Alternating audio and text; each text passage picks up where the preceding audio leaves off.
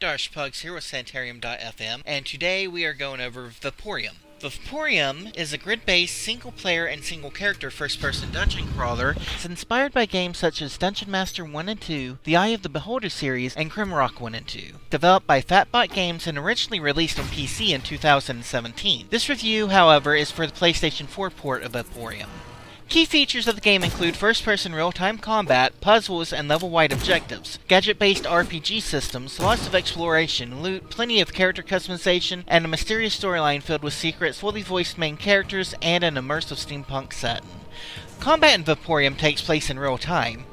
Each enemy type has a distinctive set of strengths and weaknesses, and various kinds of attacks and defense mechanisms, so you have to employ different tactics to beat each one.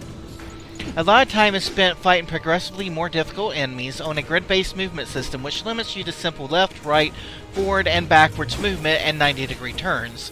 This is a simple task versus a single enemy, but becomes much more daunting versus multiple enemies, and mastery of the tile-based grid movement system is as must as jarring as it is.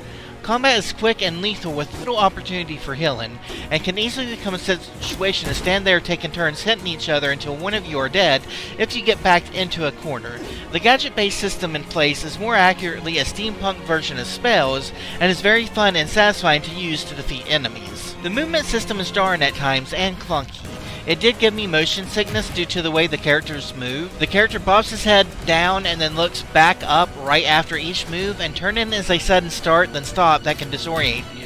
The only one of two titles to ever give me motion sickness. Most mechanics in Vaporum are very simple. However, combining these mechanics creates an intriguing set of puzzles and level-wide objectives where you have to use both your wits and reflexes. While most puzzles and riddles are contained in a single room, progression objectives can span an entire level or even multiple levels. The puzzles themselves can consist of simple find the button and press it puzzles, or move crates in specific ways and trigger pressure plates in a certain order. Later levels add lethal traps and teleporters to the puzzles.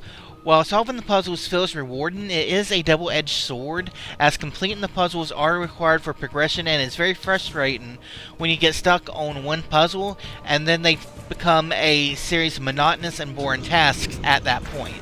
The game's graphics and audio are top-notch and perfect for a steampunk title and really help to immerse you into the game world. The voice acting is pretty good for the most part, with only a couple of lines of dialogue that fell off. The story is good enough. It's set up with a stereotypical wake up and you have amnesia trope.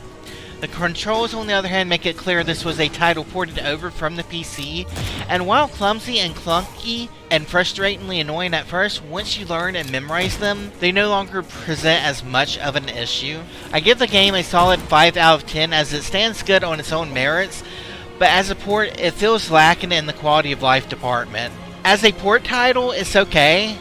I feel the superior version is the PC version, as the controls are top-notch. A lot of complaints I have seen are the controls for the port are a little bit frustrating to get used to.